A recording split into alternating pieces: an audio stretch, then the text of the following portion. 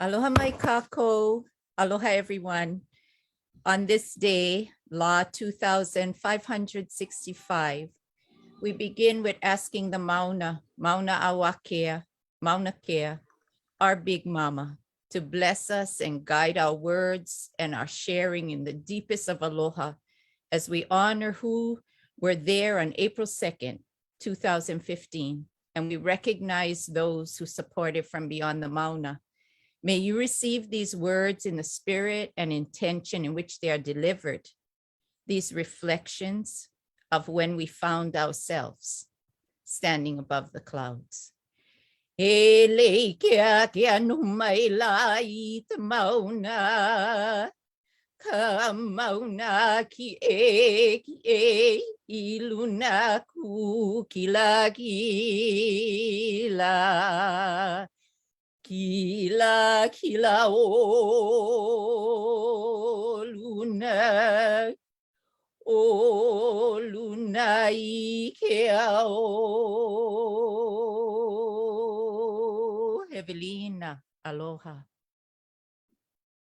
Evelina no. Aloha no I kako. Aloha. Welcome. Welcome.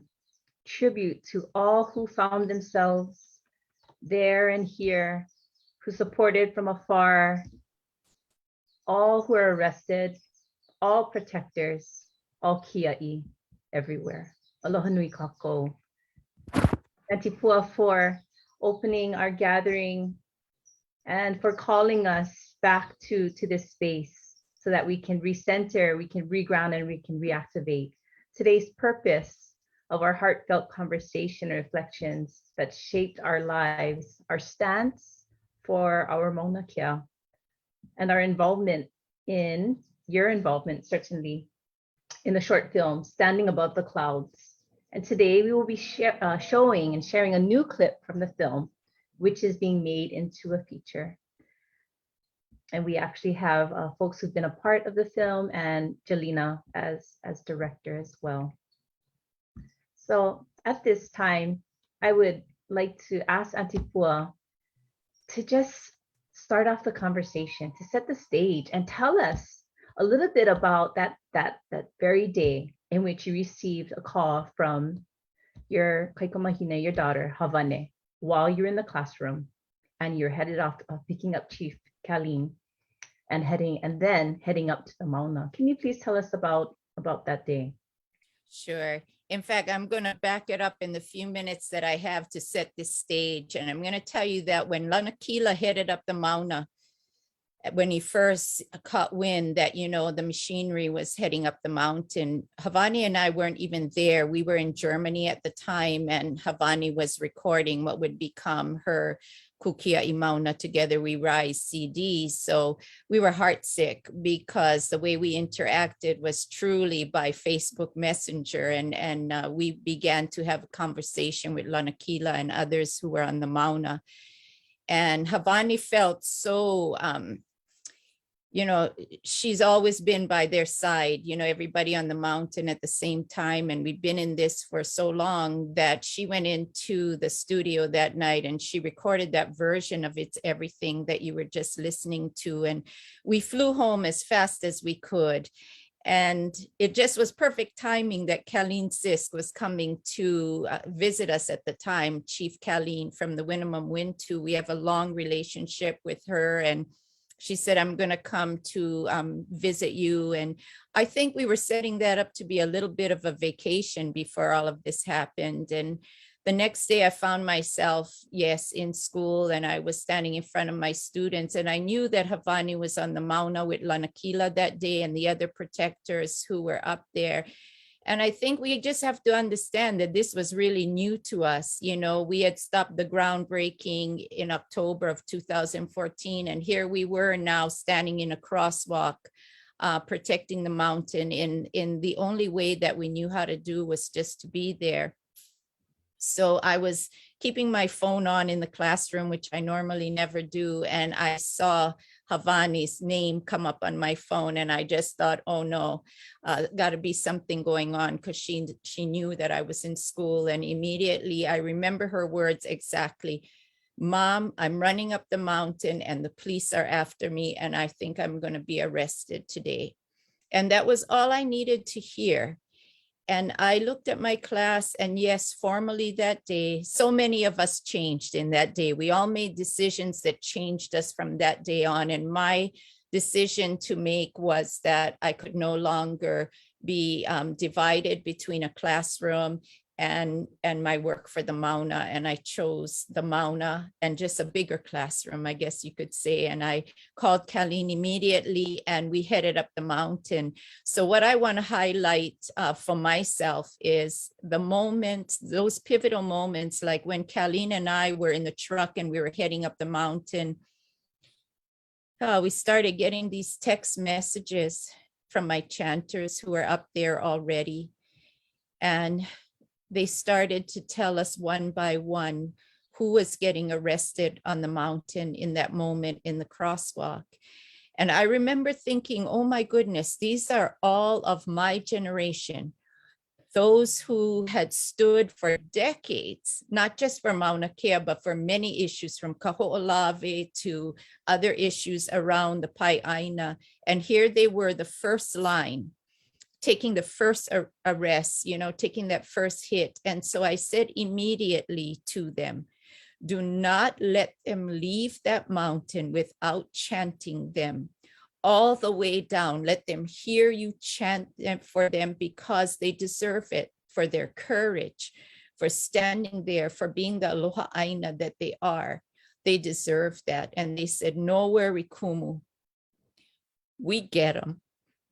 And I knew that they were, with all that they knew and with all that they could, they were chanting each of these warriors down the mountain. And we've done that ever since. When the Kupuna were arrested in 2019, I sent the chanters down to the end of the access road. And I said, when you see that van coming, you chant them down to wherever they're going in those vans. So anyway, that's like so important when I recall that day. And then when we got into the crosswalk, they jumped truck and we headed up the mountain. And then I said, oh my goodness, Colleen has to acclimate because we're going to the summit. And here she's just come from, her own homeland. So we stopped on the side and I said, Colleen, you get 15 minutes to acclimate. That's all I can give you. And then we, as we were standing there on the side of the road, here came the vans. And we didn't even know that those arrested on the mountain were in those vans. And then we made it to the top. And when I looked at everybody assembled there, I could tell that something had happened, but I didn't know that there were arrests and I didn't really know who. I just knew something had really happened up there because I could see it in their faces. And I did the only thing that I really, really, truly knew that I could do. I got out of the truck and I just started to chant. Because if that's not going to realign, reground us, and just really reach out and tell each of those up there, you have done well. You have stood here on the mountain with all the police around and everything that happened. And then I went to my daughter and I gave her the longest hug. And I just said, be proud because your kupuna are watching today. And when we go home, we are going to be proud of what we have done today and for all the days after. And that is setting the stage for what happened that day. Thank you so much, Auntie Pua. I remember the day as well. It will always be imprinted on my heart. I was actually in a classroom as well. I was at Kanoka Aina and I was still there as part of the instructional team. And I remember it really, really clearly in my heart and my mind and my spirit is the families. I mean, the Kumu, we all knew what was happening. We were all texting each other and we all just started to converge onto the open field. And it was instructional time, but we were all, the kids, the Kumu, all being called to the field to just turn towards Mauna Kea and to offer our pule. And the only thing that we felt that we could do is our leo as well. So I remember that day. So Auntie Pua, again, why did you select this day, April 2nd, for us to convene around, this idea of reflecting 7 years back? Why today? You know, today is April 2nd, 2022. It's 7 years later. And for this Mauna Kea movement, it's always been important for us to count the days that Law 1 was started in the crosswalk. And look, now we're at Law 2565. Counting the days, stopping at pivotal moments, regenerating, reactivating, remembering, recalling, and just using all of that to help us because it's not over. So it's really important to pause on these days when we knew what it felt like to stand, to really stand and use that because it's not over. And there are many more days and many more ways in which we have to stand. So these are the moments when we can say, remember, and then holomua. Oyeno. Mahalo nui. So at this time, I'm sure the viewers, we have all enjoyed standing above the clouds several times over. And now I actually, took your advice, Auntie Pua, and I didn't want to watch this segment because I want to enjoy the fullness of what we are going to watch together as well. So Kainoa, can you please play what you're going to be seeing, audience, is new footage that you have not yet seen. And here's a content warning that the police are you will see the police interacting with the protectors, but nothing violent or graphic will take place in this clip. But we want you to be prepared of what you will be seeing. So Kainoa, thank you. And this is additional film for the next, for the feature. So you may have seen this before in various ways, but here it is as an additional clip that may appear in our feature film. Thank you.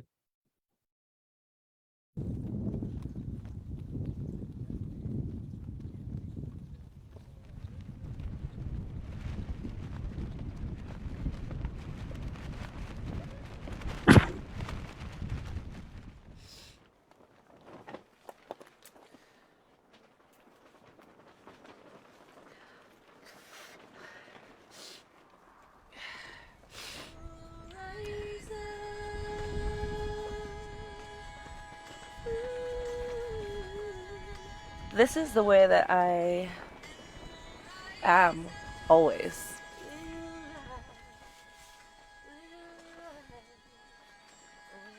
For me, I have to bring in as much as I possibly can that I do in my normal life when I'm not on the stand, because that makes me feel pa'a and strong. And most of all, it makes me feel ready. We call it hau'apa'ihi, and that's what I hope to grow up to be like, is when you come to do anything, you come ready and adorned.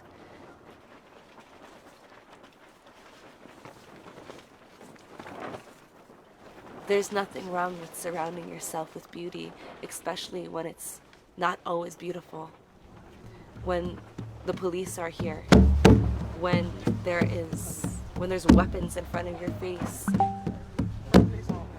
it's not always beautiful, and it's not always comfortable.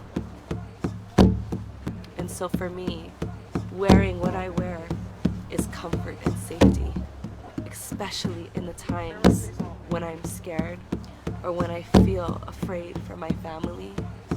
I adorn in what feels safe. Early Tuesday morning, about 5 tractor trailers carrying heavy equipment drove up to Mauna Kea to begin construction for the world's most advanced telescope. And once word got out, Native Hawaiian protesters began making the journey up the 13,000-foot summit. Again, if you do not wish to move, we'll have to arrest you for obstruction. There are moments throughout the day where I was just, what would my mom do? What would Case do? She wasn't there with me. She had to work, and I was told not to get arrested. And it was because she told me, you have to chant every single person down the Mauna. That's your responsibility. So don't get arrested.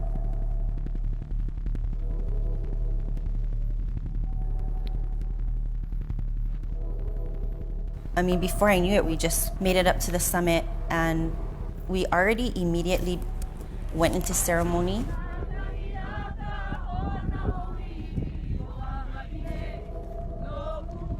And then I just remember them just coming in and just started yanking our arms apart. And then before I knew it, I was zip tied. It causes so much sorrow to be standing across from other Hawaiians. Not only other Hawaiians, but these are people that I had gone to school with. Our kids' track coach, he's a DLNR officer too.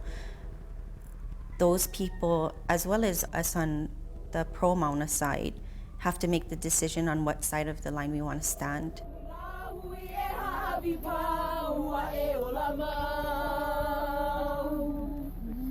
I remember standing in that line and saying, this might be my moment. I think I might get arrested today. So I called her, said, Mom, people are getting arrested. It might be me too.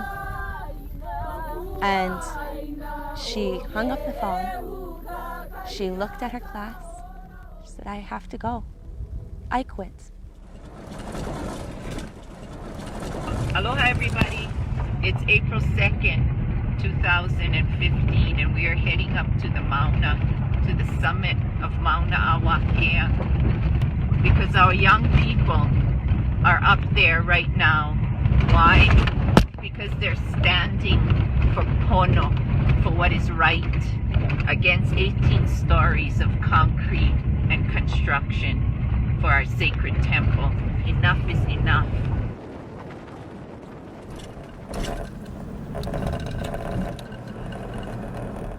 When she finally reached the top, and I was just trying to hold on to some strength, but I was needing her. I was breaking down at the end of the day. I was still surrounded by police.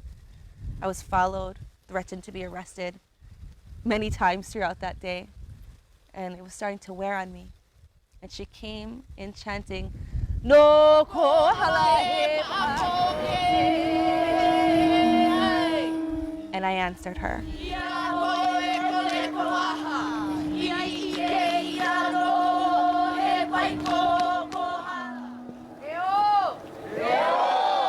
I'm crying, she's crying, and that's us. She's the call, I'm a response.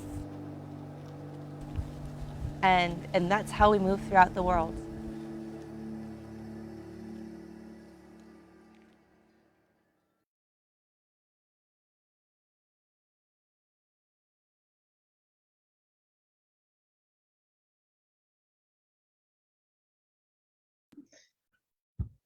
Havane, there's a lot there, a lot. Can you share what comes up for you, emotionally? What are you experiencing right now as you are reliving all the feels of that particular day? I feel so emotional right now, looking back and listening to Mom retell the story, and then seeing the footage. And then I couldn't help but think, wow, look how far we've come since that day. I remember that feeling of feeling a little nervous and scared when we watched the police come up. And I can still remember Auntie Luana looking at me and saying, "He mu oya." And I started to he mu right when the first kupuna lines were taking their stance in the crosswalk. And then I turned and Lanakila was motioning for me to come. And I just followed. I said, okay. And at that point, you just have to make decisions and go with na'au and look at who is around you. And I trust Lanakila with my whole heart and my whole soul. And so I said, I'm gonna go. And I remember me, Mehana, Elston, Leina Ala, we were all walking up the Mauna. And this is a big Mauna, okay? I was like, oh my God. I was carrying the kukia I Mauna ki'i, and we were walking and walking, but I did not feel tired at that point. I was like, I felt strong, and everybody around me was strong.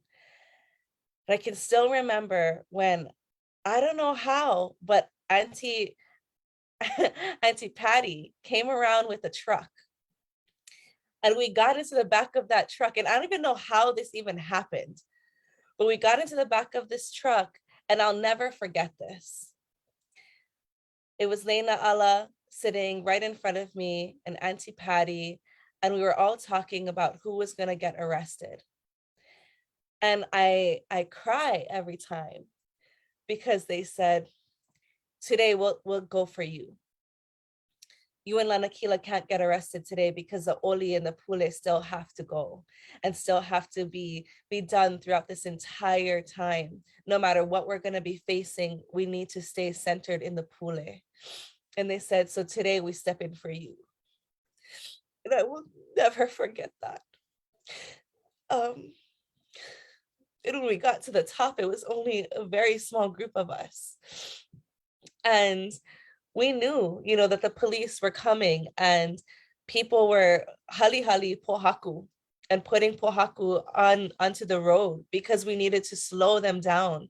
And we looked at what was around us, and people, it to me was old, and it was an old guidance saying hali pohaku.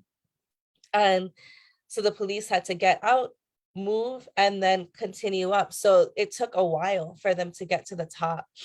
And I can still remember what it felt like. We were exhausted. It was cold. But at the same time, we weren't.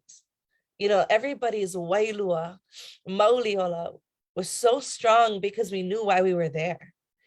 Placing our bodies in between construction equipment and a whole bunch of people trying to come through to start paving the pathway for the TMT. And so we put our bodies in between. And to me, that is Hawaii. And on that day, we didn't have very many elders there, and that's why I had to call Mom and say, this is what's happening. And I'm going to lose service, and we're going to go to the top. And I knew she was going to come. I didn't know she was going to quit that day, but I knew she was going to come.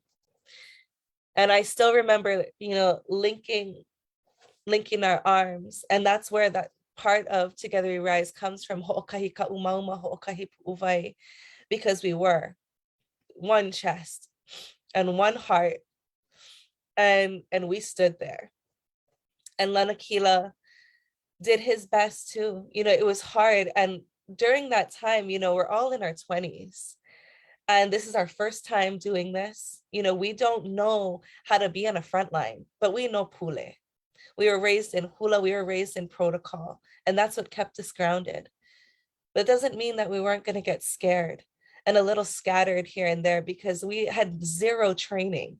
We only had one front line before this and really didn't know what to do and also what would happen to us. And so we chanted Iku Mau Mau and Kuha'aheo, that one hui, over and over again. I think on that day, we did those oli over and over and over again because that is the only oli that we all knew together. And now when I look back on the 2019 stand, look at how many oli we all know together now. And it's so amazing. It's so beautiful. And it's also heartbreaking. We shouldn't have to be standing on our mauna to defend our mountain in our own homeland. And that's the reality. It's not glamorous. It's not even fun. It's heartbreaking. And we make it joyous in between. But this is something that, and it's traumatic. So it's not something that we should have to do as Kanaka. Our no should have been enough a long time ago. But that day really affirmed it for us that we were going to stand and we weren't going to stop standing. And we really affirmed our place as the Opio. And when Mom came up with that call, we all responded. And we still are. So many of us never left this work and never left this mauna. And that's what I am proud of today. Aloha, Vane. I just have one other follow-up question for you. I mean, clearly what I'm hearing from you is that just kind of a Kanaka way of activism, right? So often we hear of activism in other places, and it seems like it can be interpreted as an individual act. But what you have shared is that it was very much a collective act. Is that what you're also sharing and affirming for us? Is that the Kanaka way of activism is collective? Do you want to elaborate on that? Is kako, is lahui. You know, we cannot do anything on our own. Our kupuna show us that. Our aina shows us that. Our mountains cannot stand alone without other mauna, without the clouds around, without the ocean and the pilina, with all together to create life. We can't do that either. And so we all have a purpose. We all have a role, whatever we feel called to do in this space. I see people rising into that, whether you want to be an organizer or a protocol keeper, somebody that goes to sine wave. Every single person is important. And on that day, you know, we have to have the people that are willing to be arrested, the koa, the kiai that are willing to make that sacrifice. We have to have the people that are keeping the pule and the protocols going so that we don't spin out of ourselves, so we don't lose ourselves in the moment. And in the Vau Akua, we are in the sacred space of our gods. And so there's so much that goes into remaining in right relationship with each other and with the land while something traumatic is happening to us. And so I know for myself that I would not know how to stand by myself. I would not know how to stand without my ohana, without this land, and without our kaiaulu. It doesn't work that way. And our kupuna have shown us that all along. And I love to be a part of this ohana and to be growing and healing together and to continue to learn together. What I saw, you know, in that footage was the beginning. And when you look at Standing Above the Clouds now and the way that we took the front line in 2019, you can see the growth and how much more affirmed we are in our own mauli, our own mana, and how much we have worked on our relationships with one another. And so what a beautiful life and what an honor it is to have been born Hawaii and to be a part of a ohana and a larger ohana that loves this land and stands together with that being the reason. It's so Hawaii. Eo to that, eo. So, you know, to the side of you virtually and even on April 2nd, 2015 and until today, you have one of your sisters, Lena Ala Slate Home, and she comes like yourself. She comes from hearty stock. Love her makua, Auntie Patty, Uncle Mike, her entire ohana. They do so much for Hawaii Moku and for Lahui. So I would like to ask Lena Ala, so thankful that you can make time for us. Wondering if you can share more about the experience of what did it feel like to be arrested and then being taken off the mountain, you know, to the cell block. Like, what did that feel like? And you know, what do you want to share with us in terms of that particular experience? Aloha, thank you folks for having me. Wow, I think Habani said a lot of what I would have said too.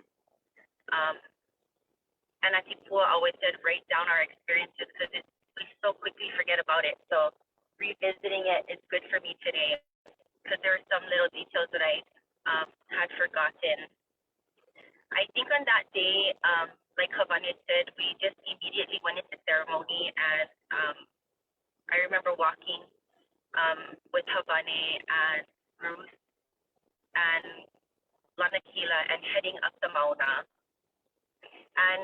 in my head, looking back, I knew that my kupuna were with me. I just kept hearing Ema Nono La'ea playing in my head over and over and over as we made our way up the Mauna after my mom picked us up in the truck. And before we even started up, I had my two keiki, my younger keiki with me down at the bottom, and my middle son, Pono. And I had a tita, Nani, that were going to watch them. So we made our way up, and one by one, people started getting out of the truck, deciding, if they wanted to get arrested, and at what point they felt comfortable, or where were their places that they were going to stand. When we got to the truck, it's almost like you get into a different realm. I just remember standing in the line, and everyone just locked arms and so tightly, like we're just holding on to each other. And I know for myself, I was just like shivering because there's so much unknown. I was so new to the movement also that I didn't know what to expect. And I know that I was afraid because there were so many law enforcement officers. But at the same time, I felt safe because I was with other Aloha Aina that I trust with my life. I know Elston, I kept looking at him because he's so solid and he was so pa'a. And the next thing I know, we were just chanting and just one by one. I just remember them like the clips that ripping us apart. And I looked over, and my son, who was supposed to be down the mountain waiting, snuck up to the top. And in that moment, I just had to gather myself and collect myself and make sure that I presented myself in a way so that he knew that I would be okay. And to remind myself that the reason I was there was so that in their lifetime, I hope that they would never have to do that. And so they zip tied us, took us to the paddy wagon. And Ruth and I wanted to stay together. And so as we're riding down the Mauna after they put us in the SUVs, we were zip tied, and Ruth was trying to get her phone, and we're trying to help each other out while our hands were zip tied because we needed to get in touch with Antigua just to let her know what was happening. And we had no reception. And as we're heading down Antigua, and she Charlene passed us on the way up. And then in that moment, we knew that everything was going to be okay because Antigua was on our fit. And so we got down to Hilo, to the cell block, and Antigua came down, and she made her bonus sign, and again, always making us feel like we're okay and we're safe when she's there, and she bailed us out, and that was that day. I can't imagine, I too have two young ones. I can't imagine what was going on for you.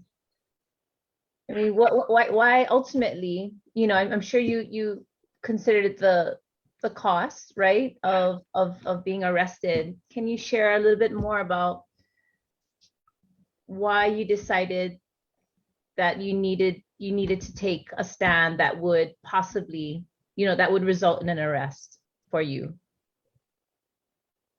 I don't think it was even a choice for me that day. I just felt like that's where I was guided. That's where I needed to be. And when I looked at everybody on our way down, I think I only posted one photo on my Instagram that day, and that was being inside the SUV with the screen and looking out at everyone as we rode down.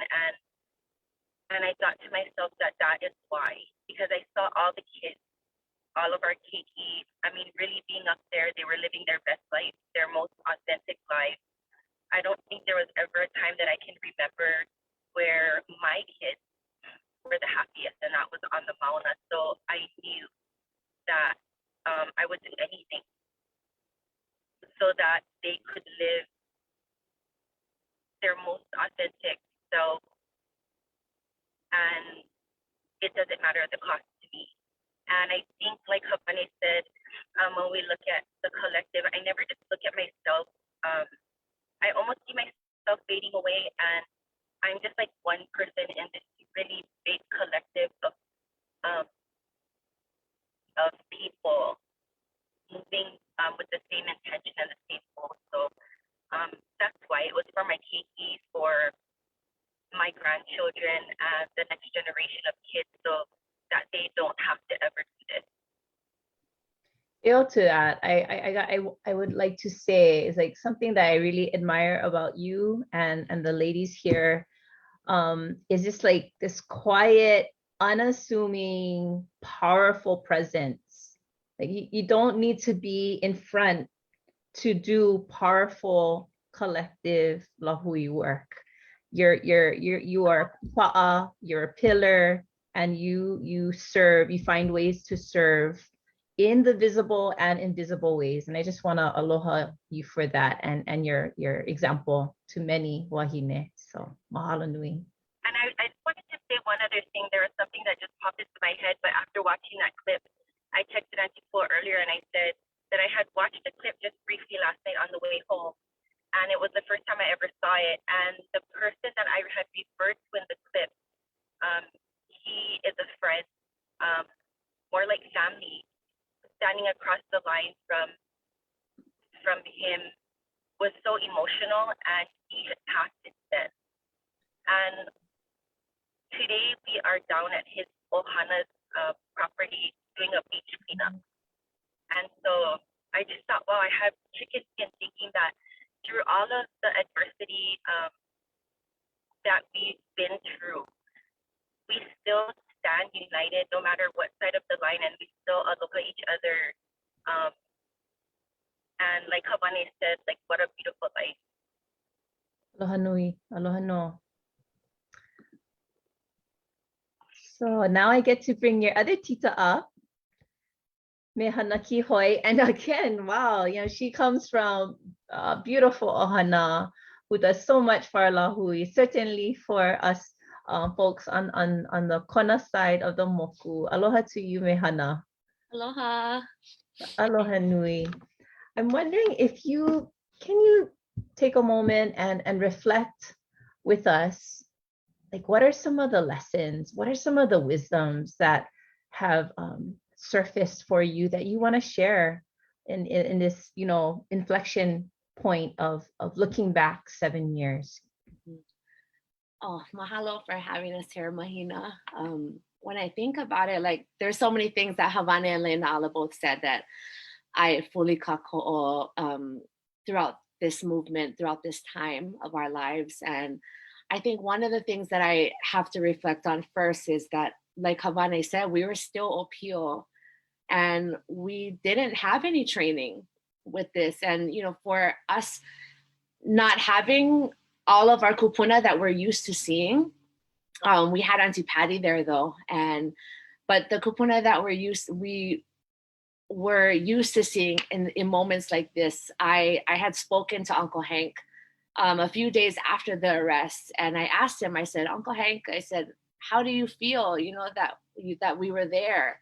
I'm sure it was difficult for you to not have been there with us. And he told me, he said, no, because I know that I can trust you guys and that it's your turn now.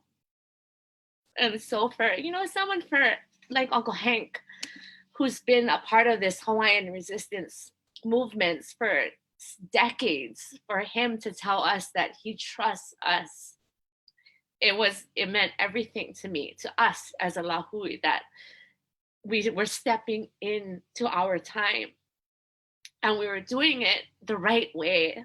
We were doing it as pono as we were guided to do. And so that really set everything for me, was just knowing that our kupuna didn't choose to not be there. They trusted that they didn't need to be there. And so when the arrest happened on April 7th, we didn't even know that, and most of them were going to be there, but they showed up to be that first la'i to be arrested. We didn't have any discussion about this. We didn't have, for many of us that were up there, we kind of designated kia'i who were willing to sacrifice and willing to get arrested. But for the kupuna, we didn't have any conversations with any of them. They just came up as kupuna do and stood in front of us, but allowed us to navigate our way through those early moments. And so like Havane was saying, you know, that day on April 7th, we really didn't have any preparation. We didn't plan anything. All we knew was that we were going to make it to the top. We didn't know who that was going to be. We didn't know where we were. So when we were going up, we were walking up, as she said, and out of nowhere, Auntie Patty came in with this truck. And we just made our way up to the summit. And as Lena Ala, Havana, and Auntie Patty were having the conversation about who was going to go, Ruth, Elston, and I were in the back of the truck and having our own conversation and telling each other that this is a lifelong commitment to the end of our lives for this Mauna. And it was something that we all agreed upon, that this is our life, no matter what. And we're side by side with one another, whatever it takes. And so we got to even the footage that we just watched, I didn't watch any of it. There are still videos from that day that I have never seen because it's too painful for me. The echo of the poo sounded different to me after that day. Whenever I hear a poo now, no matter where I am, I think about April 7th. Because that is the most significant time that I heard that poo. My remembrance of that poo that really ignited who I am. And so the videos that came out from that day, I've never seen any of them because it was just too painful for me to watch. And like Lena Ala said, we had an auntie who was, you know, our designated kokua, kako'o, that we entrusted our keiki with. And when we went up, they stayed back with her.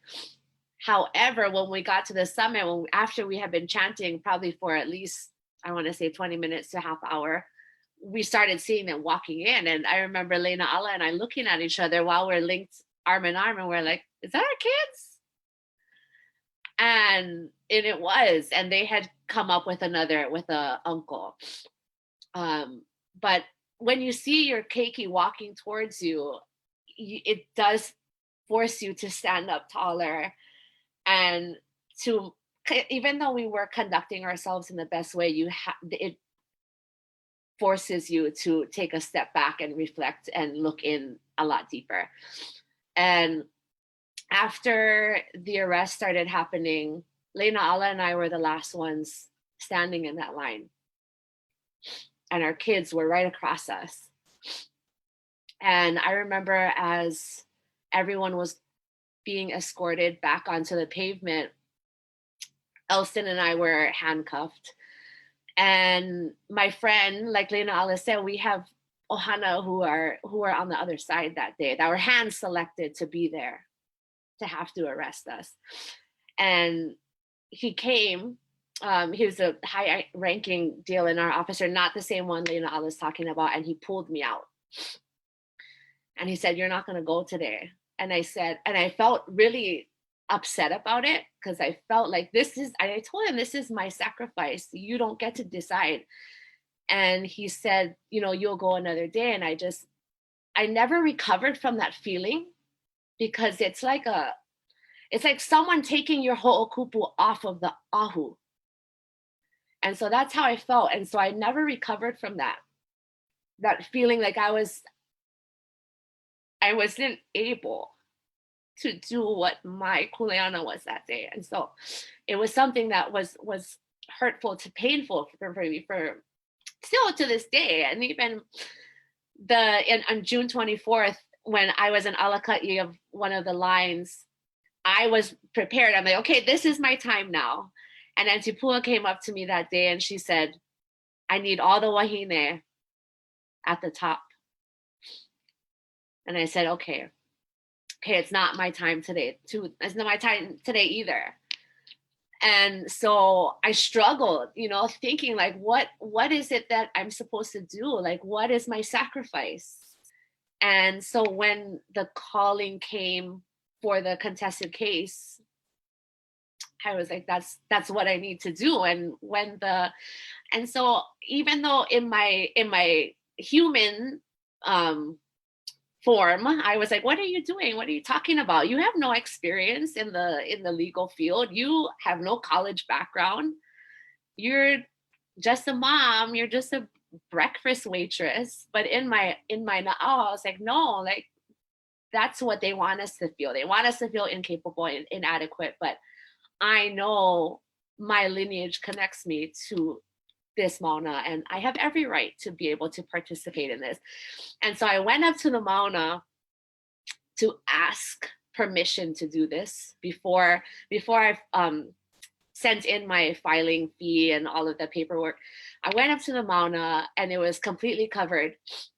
And I sat on the pu'u Kalepeamoa, and it was completely, Illinois had settled. It was completely cloudy, misty. It was freezing.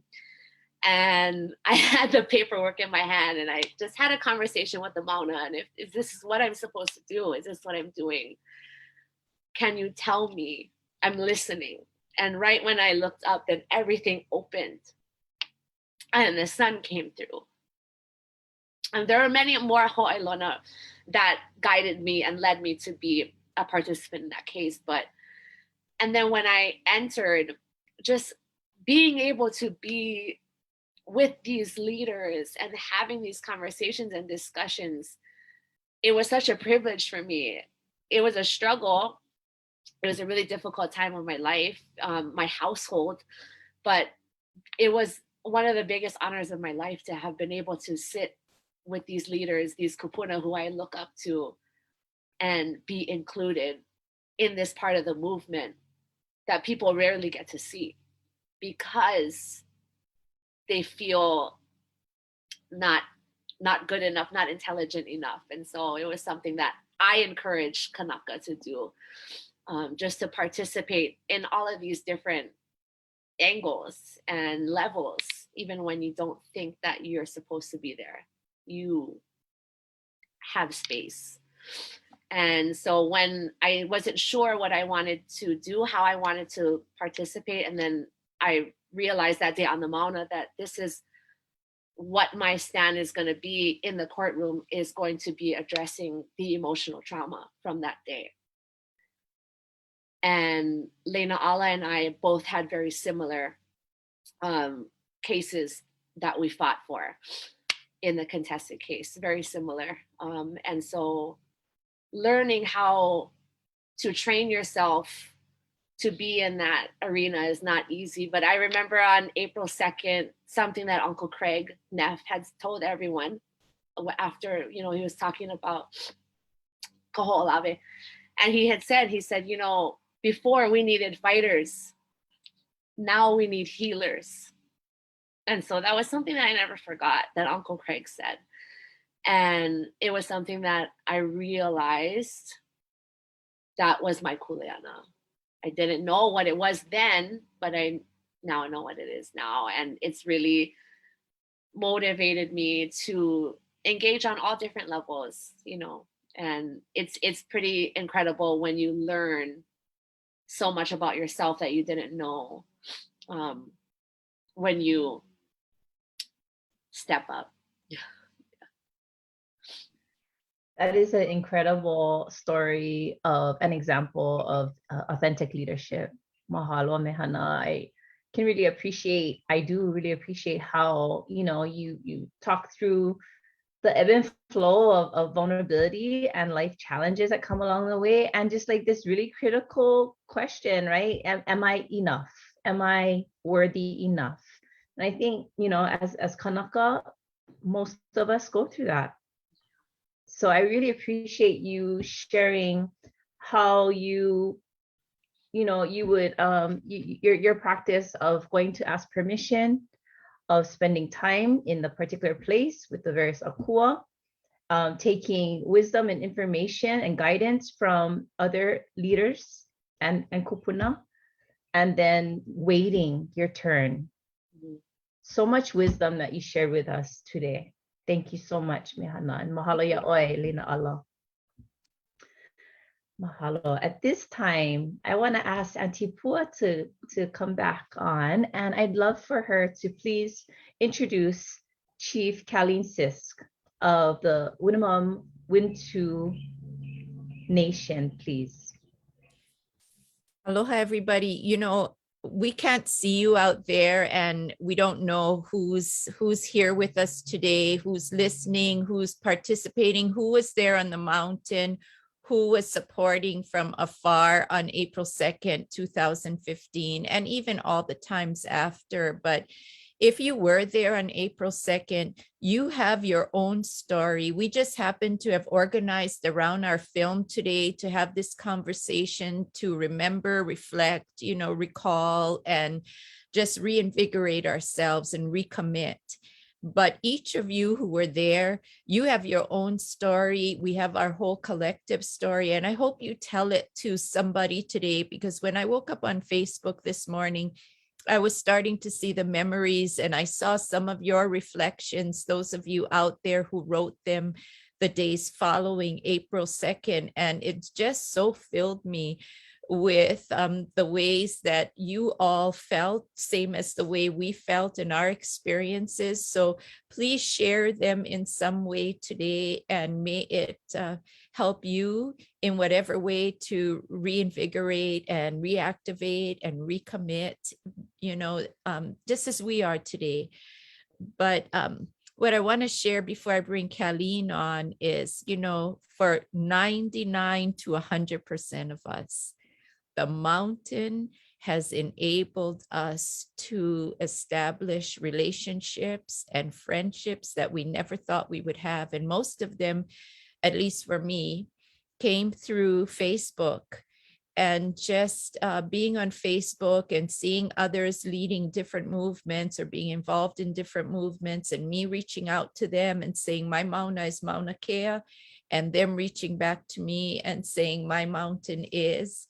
And it just so happens that Mauna Kea led us to Mount Shasta and led me to begin a friendship and a relationship with Kalleen Sisk and the Winnemem Wintu that I have cherished since the moment she answered my email and my Facebook message. And we've been besties ever since. And so I could not have her on here today, because she was my shotgun, as I have been for her many times throughout the years. And I said, Kalleen, I'm going up the mountain. And as we say for each other, right away, pick me up. Pick me up, and I'm going, because, Kalleen's not a novice by any means in stances for her water, where she lives in the Redding area, and she'll tell us a little bit about that, but also for the salmon, and not just for that, but for the people and for the places that she comes from. And but there she was with me on that very pivotal day, heading up the mountain. And so I asked her if she would share, because some of this, we're filled with humor and fun and joy, no matter what the moment is. We can find that in just the moment that we look at each other and go, my God, I cannot believe we're heading up this mountain today. We were going to be lounging, and here we are.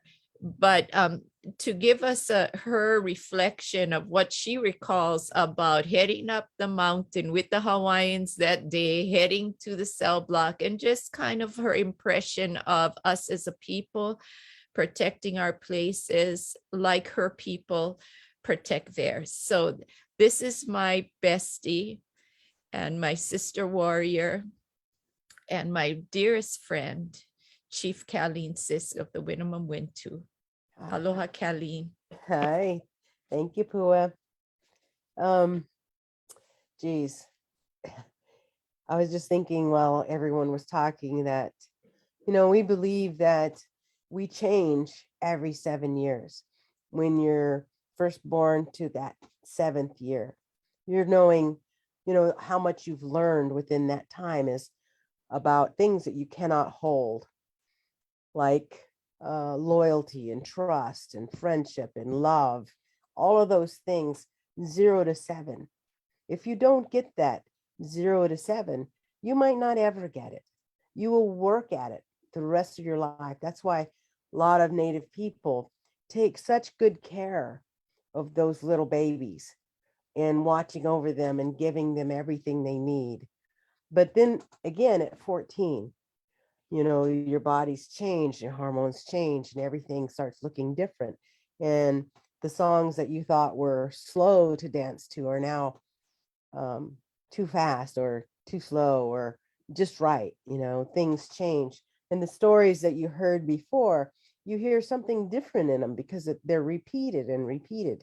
And you think, why do we sit there and we listen to that story again?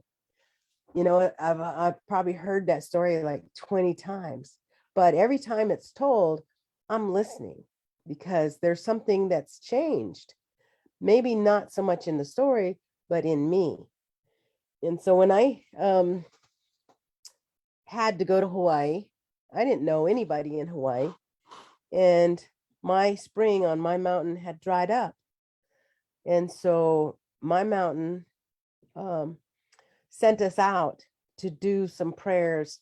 And we had a bucket list when we showed up in Hawaii. And part of it was to sing to the whales and pray to the sea turtles and go to the fire that flows like an ocean. And we had a whole thing. And that's kind of how, and I had to find who in Hawaii does that. Who in Hawaii would know those things? And we had to get water from the oldest waters that were there. And so at that time, we had arranged it. And then we met Pua in Havani, and Havani was trying to drive me around, and I was trying to read the street signs for her, but they were all in Hawaiian, and I'm not a great speaker. But I was impressed that it was in Hawaiian, because here we have very little language to represent the people that lived here first. And if it is in reference to us, it's usually derogatory, like Squawgrass Lane or something, Dead Indian Creek, it's like they're bad. But when I look at that 7 years ago from today, 7 years ago, what was happening and how we have all changed since that time. Every 7 years we're changing. So our 7th years come in stages, but this was a 7-year stretch. And recognizing around the world, people are coming together and standing for nature and speaking for nature and putting themselves in the way of destruction of nature. And so these kinds of actions are almost like, you cannot go to college to learn how to do this. You cannot have an instruction book to know how to do this. You can only believe in your sacred and in your prayers that come down from a long time ago. And then you also have to make them for today, because the people a long time ago, they didn't have to stand for nature. They were the ones in charge and could let nature do everything that was going to do. Now we have a society of capitalistics that want to suppress nature to the point of almost non-existence. And so now we have to dig deep into us.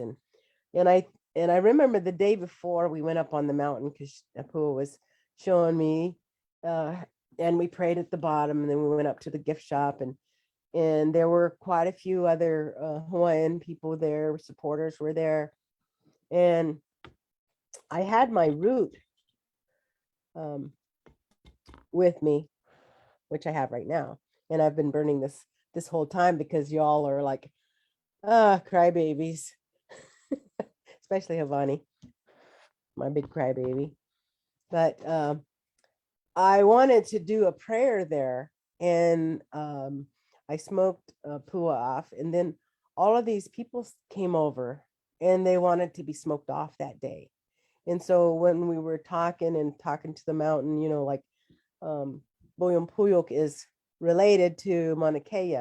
There's a volcanic system that runs together and connects them with this sacred water supply. And whatever happens to one happens to the other. And so that's why, I sought out to be in Hawaii, and that's why not just Hawaii, but the Big Island had to be, because it's like, where do you go in Hawaii? There's how many islands? Could have ended up in the wrong one.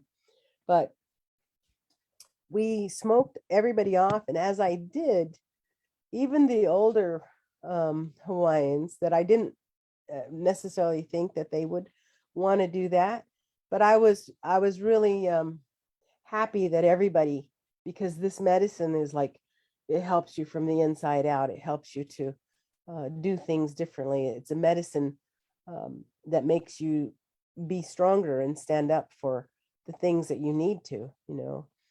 And so that was the day before. And so the next morning, Pua says, "Oh, I'll pick you up around, after school." So I'm staying at Tina's, and she calls, and it's like, "Oh yeah, pick me up." And we had already gone through some things here in California, fighting for our sacred lands and our traditional ceremonies and things. And we were heading up, and the only thing was happening, it was all unplanned. There was no preparation for this. And the police were already there. And I was thinking, well, who are their witnesses? They have to have some witnesses documenting what's happening, and it's like, okay, we just got to go with it. And, and I hadn't gone all the way to the top before. And so we keep going, and I'm not really used to mountains with no trees. So you can't really tell when you're getting to the top. And we get to that one spot, and she throws me out to get acclimated. It's like, and I'm thinking, how do I get acclimated? I got to breathe deeper or breathe faster, or what I'm going to do here. How do I get acclimated in that time? I run around the truck or what? And then the van went by, and it's like, oh, we got to go. It's like, I don't think it's been 15 minutes yet. Anyway, we got in the truck and went all the way to the top. And when I got out, I was filming her too. And I have a little bit of footage of that I filmed. And then I kind of felt like, oh, I get it. I am not acclimated. Because I kind of got lightheaded and was like, oh, okay, maybe I just stand over here for a minute. But, I think that it was amazing. It was amazing that so unorganized protection of that mountain turned into something so beautiful for the people, and bringing more people together to recognize that these things have gone too far. It's not one more telescope. It's like not cutting one more redwood tree, not damming up one more river. It's all that. We are going to destroy our Mother Earth into drought because it's people caused droughts. They're killing all the species that help with the hydration systems. But I think that, I learned a lot that day too, as far as being on that mountain, on the top of it, and thinking, I have never been on the top of my mountain on Buyumpuyuk. I've never been up to the top because we believe we're not supposed to be there. We believe that the top of the mountain is for the sacred beings, and that's where they do all of their work, and they send down those prayers for us. And then we know what to do because they tell us, they help us to understand what it is. And so while I was there, and it wasn't the tip top. So I'm thinking, maybe that's okay. I'm not all the way up there, but in my own traditions too, I had to think, okay, am I all right? I'm okay, even though, in my belief on my mountain, we wouldn't go beyond the tree line. But we had the smoke there, and the medicine was there. And so, in seeing the heartache, when I saw Pua talking to Lanakila, and Lanakila has been over at our place and come to a ceremony in Mount Shasta. And when I heard her talking to his heart, I felt like she was talking to his heart. Is one of the best things that you could do, because in situations like that, our ears and our minds, we can't really understand things. But when we talk to the heart can help you calm down and help you do things. And so that was an interesting time. But I also, in my short time here, I wanted to share a song with you all, because for us, we believe in that creator, and we believe that we know these things because they tell us. And so this is that song. So my mes beles bom, so my mes beles bom, pihat bohe windun toad, Wyken huelegas knees. So my mes beles bom, so my mes beles bom, pihat bohe windun toad, Wyken huelegas knees.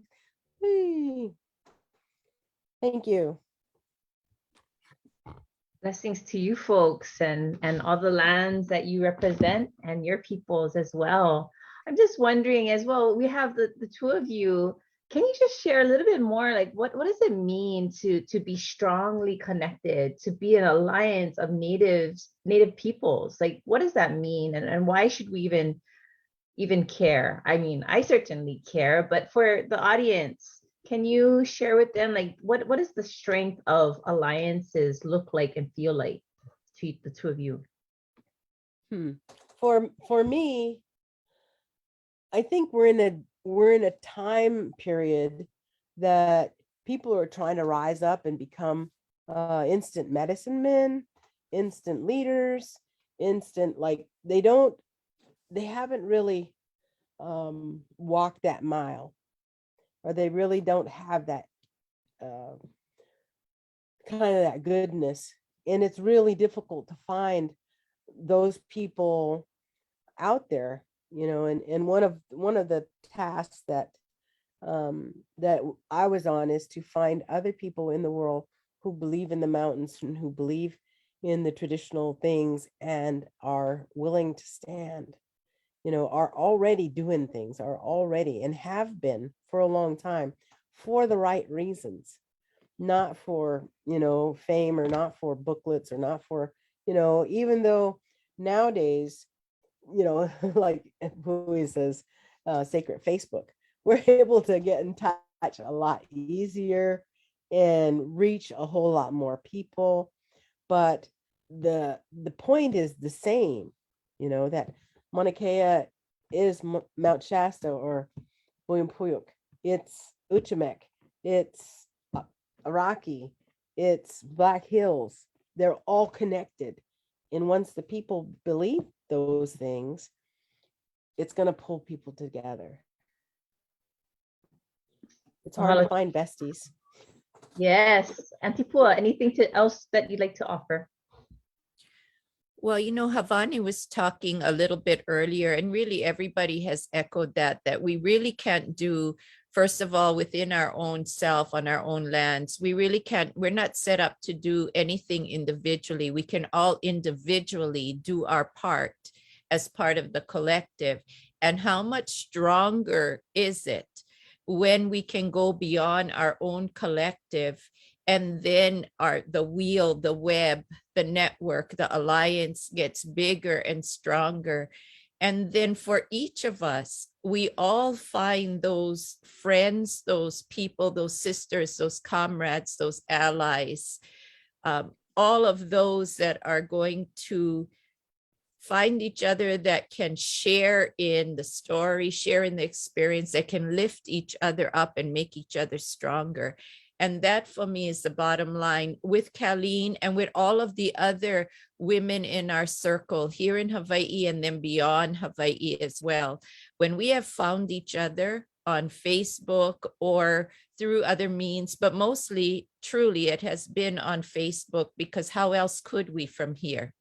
You know, if you're on the continent, you have other ways of gathering, but for us, our gathering is through seeing somebody doing great work. Like, for example, Chief LaDonna, Brave Bull Allard, you know, another very dear, dear best friend of mine. You know, I just see them doing great things and I just reach out and I just say, my name is Pua Case and I'm from Mauna Kea. And that's all I need to say, because they say the same thing back. I am this person. And all of them had heard of Mauna Kea. And all of them in some way connected themselves to the Mauna. And because of that, we formed this network that is beyond our own network. And it only makes us stronger and lift each other up. And we all need that, because the challenges are real and the struggle is huge. But if we have each other and truly can trust one another, like I trust Colleen will be there for me no matter what. No matter what. And in this life, the more women and the more brothers and uncles that we can find that are going to believe in us no matter what. And even when we fall, and even when we make mistakes, and even when it's a bad day, no matter, because we have this relationship that has been brought together by our mountains. And that seals us. And that is, for me, the most beautiful thing out of all of the stances, is the relationships we all have made with each other and beyond each other.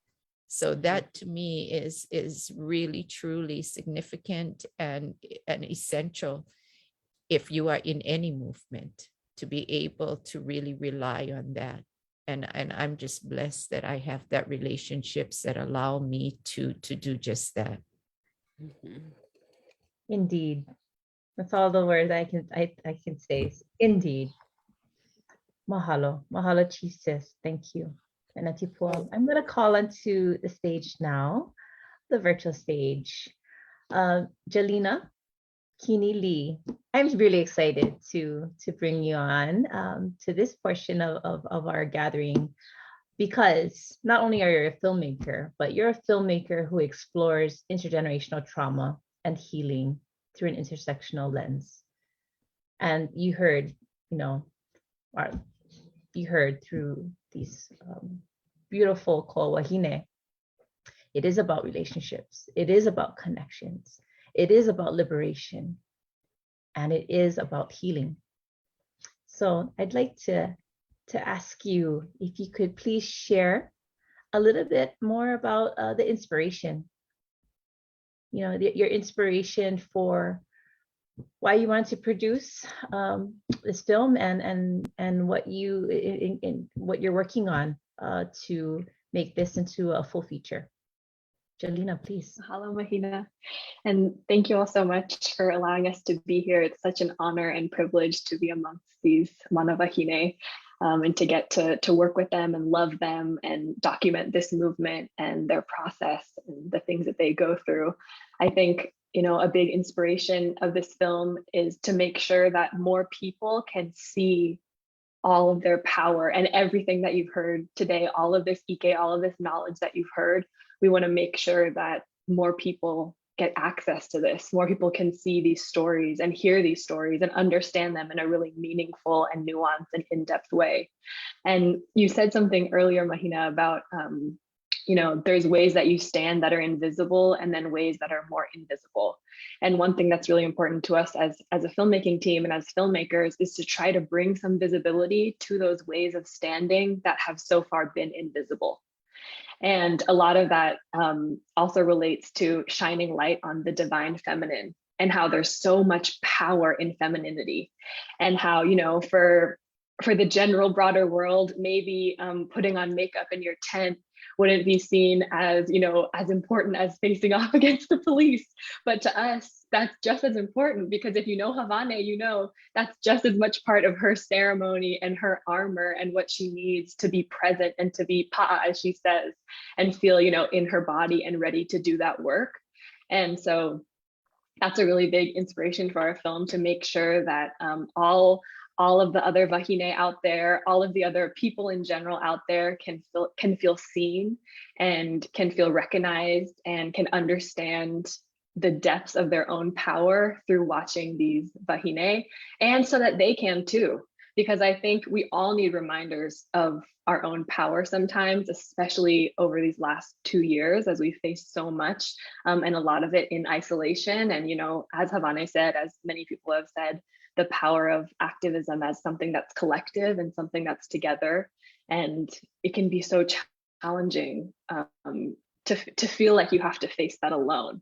So we hope that this film can also remind people that you never have to face it alone. And that, you know, as Auntie Pua said, as everyone has said, that, you know, what you need in life, both to stand for the sacred in mountains, in water, in our earth, but also to stand for the sacred in yourself, is just a strong hui of women that love and support you. And that's something that I think, regardless of your ethnicity or your cultural background, that's something that we all had once. And that has been, you know, systematically taken away from us. And so part of this film, and, you know, even our participation as filmmakers, as people, you know, who love deeply all of these Wahine and get to be in community with them and chosen family with them, that's something that we've all gotten to experience through this process and through this project. And we hope that, you know, when people see the film in theaters, they walk out wanting to call their besties and wanting to, you know, call their mom, call their grandma, and just say, you know, I love you and thank you.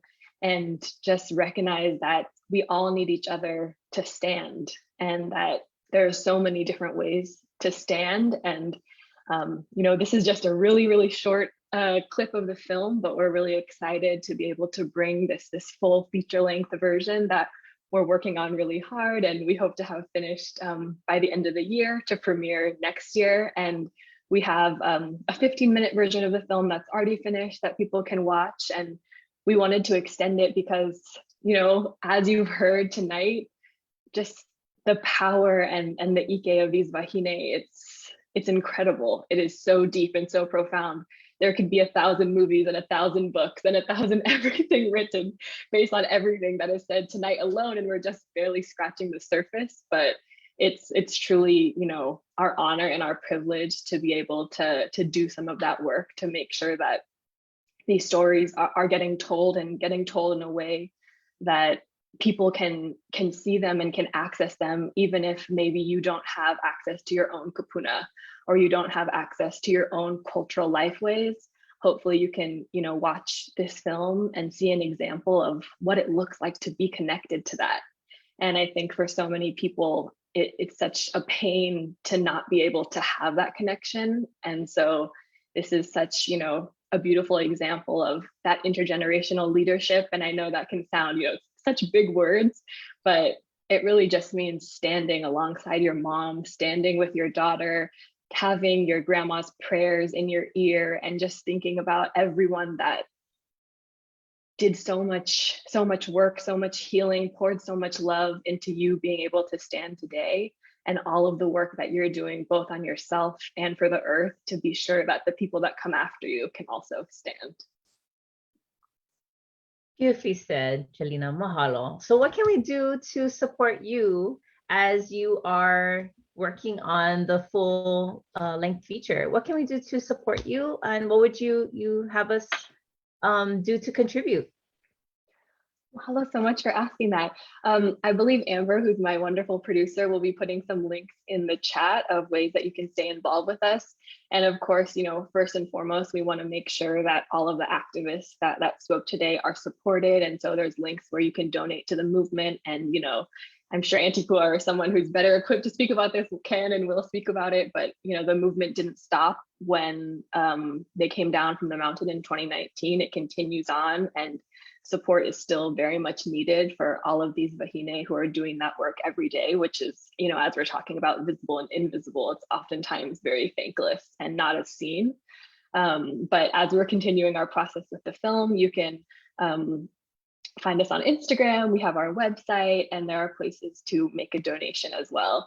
And more than anything, we hope that people, stay involved with the movement and stay up to date. And we'll be sure to have more updates as soon as we're able to share them. Awesome. If I could just ask you one final question for all the young filmmakers, or maybe those who might be, considering, kind of a passion project, or might be wanting to explore film as a means of storytelling and of activism. What advice do you have for those who are kind of looking at this pursuit?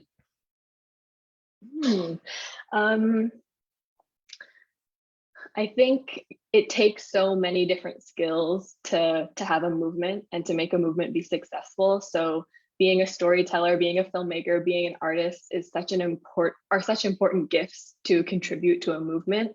And so I would encourage anyone that's interested to, just like Auntie Pua said, reach out and be honest about, who you are and what your intentions are, and come from a good place, and also be really humble in the process, and just be really grateful for the opportunity that someone would want to give you their time and to share their knowledge. And, we see it as such a great privilege and honor to be able to sit at the feet of these Wahine and learn from them. And I think that that's a good and healthy mindset to bring into it when you're working on these kind of projects. And you can, of course, reach out to me. And Auntie Pua's younger daughter, Kapule Flores, is also an incredible photographer who does such great movement photography. And so you can also follow her on Instagram, Caps Photography, and see about her work. And yeah, I encourage everyone, regardless of what your talents and gifts are, please use them to make sure that we're protecting land and water, because we're in a time where it is very necessary and it's very urgent. So all skills and gifts and abilities are welcome. Mahalo nui, Jelena. I can totally see why Auntie Pua and Havane and everyone here on the panel said, yes, we want to work with you. So mahalo for bringing your light and for bringing your talents and your gifts in such a beautiful and in a way that is very humble as well. I want to say thank you very much. Auntie Pua, can you please help us to start to close our conversation today? I believe you have some announcements about the EP project. Sure. Jelena was just speaking about something that's so important that really encompasses any movement, but for Mauna Kea, it was pivotal. And that is being present for the Mauna. For me, it's Mauna Kea every Wednesday, and then every other day if you can. But aside from that, for all of you who have been a presence for Mauna Kea, whether it's been music, storytelling, art, whatever way that you have made sure that the Mauna is ever present for everyone to really keep it visible, and you've been a part of that, or you want to be a part of that, please don't ever stop keeping Mauna Kea, the presence for Mauna Kea and the visibility for Mauna Kea. And how do we do that? For most of us, it is through our hula, our chants, our dances, and especially our music. So as a part of Standing Above the Clouds, if you know me, I wake up with these great ideas that become exhibits like kukulu, or, a trip somewhere to present someplace, or whatever it may be. And I woke up with an idea recently to have an EP done. And then how do we do that? Well, in any way that we can, but an EP of music that will go along with the film, be a soundtrack for the film, or music that supports this film project. So I have a grant that features women in the arts. And so I reached out to some of the Wahine that composed music on the Mauna or music that went with the Mauna. And I asked them if they would participate. So Sean Pimentel and I are working on a project where we hope to, and we will have an EP by the end of the year with some songs, some chants on it that I know will help us to just stand above the clouds in that manner in which we need to for whatever's coming forth. So again, everybody, before we close in the best way we know how, which is music, to leave you feeling really good in your heart, I hope that everything we've shared today has touched you in the best way that we possibly could, because that was our intention. I hope that you share your stories of your own movements, or April 2nd or June 24th, or when we were on the Mauna in 2019 to 20, whatever that experience was that fills you and can fill others, just like we hopefully did for you today. Please do that today and make this your Mauna Kea day as well, because we are Mauna Kea. We are all reflecting. It is 7 years later, but this has been years and years and years. So for everyone who stood before us or is standing now and who will stand, we are all Mauna Kea. So Havani, I'm going to ask you if you can take us back to who really stands on the mountain, that guides, that teaches us, that shares with us, shows us, our protectors, our correctors, those who have always been on the Mauna, those kia'i, those kukulu, those guardians, those protectors for Mauna Kea. We're going to ask Havani to close this out for us today with that. And we thank you, all of the people who support us, who support my organization, Mauna Kea Education and Awareness, who support Vaivai Collective, who support everything that we do, and all who help us to do it.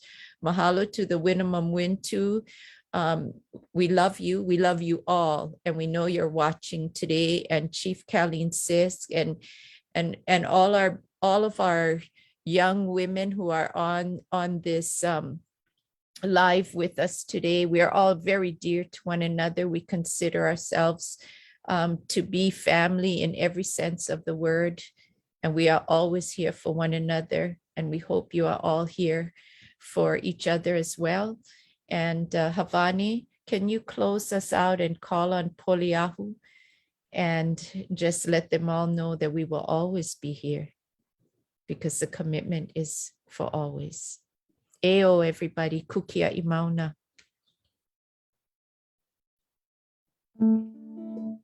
Ew. I was just reflecting that, I wrote this song in my Va'opio, right when I was getting out of college, right when we were starting to stand for the Mauna. And so I just offer this song for the goddess Poliahu and the sacred, all that she represents, all that she is, in a good way from my heart, in honor of all of the women here and all of the women who stand, all of the people who have ever stood on the Mauna, all the people who stand in solidarity. Mahalo Piha for joining us and gathering today and reflecting. Just taking a breath and calling in the Mauna like we always do. No leila, no Poliahu ke kapu.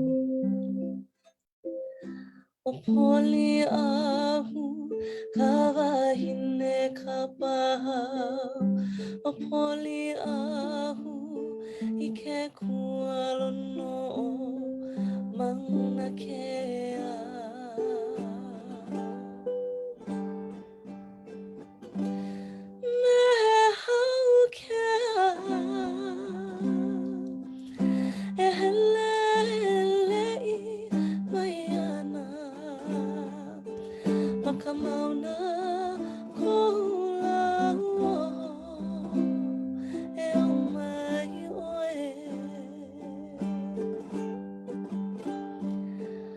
O ke kapu e mai oe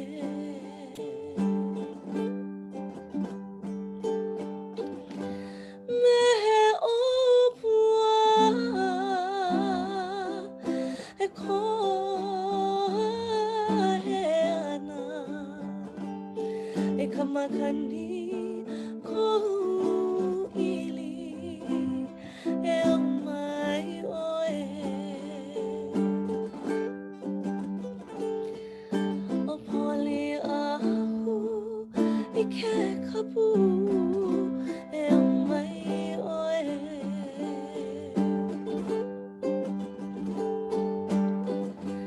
me he hoku kupana e imo ana makalani ko mamaka e mai oe o poli ahu i ke kapu e mai oe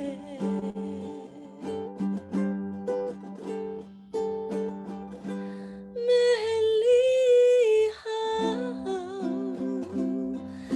e maluana ina pu o maliola e mai oe o poli ahu i ke kapu e mai oe To all who are watching, all who are standing, centers, Nakano Velo,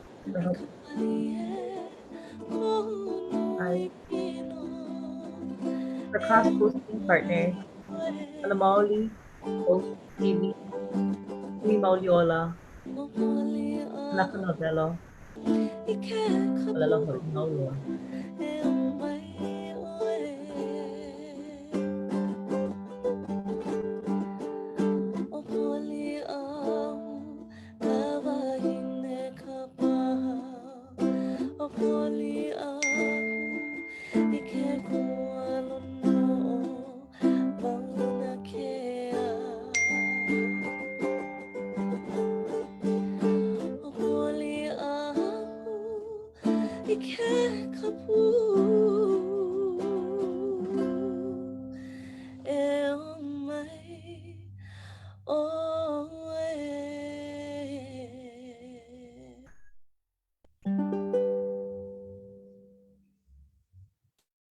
Ku kia I mauna. Ku kia I mauna. Ku kia I mauna. Aloha.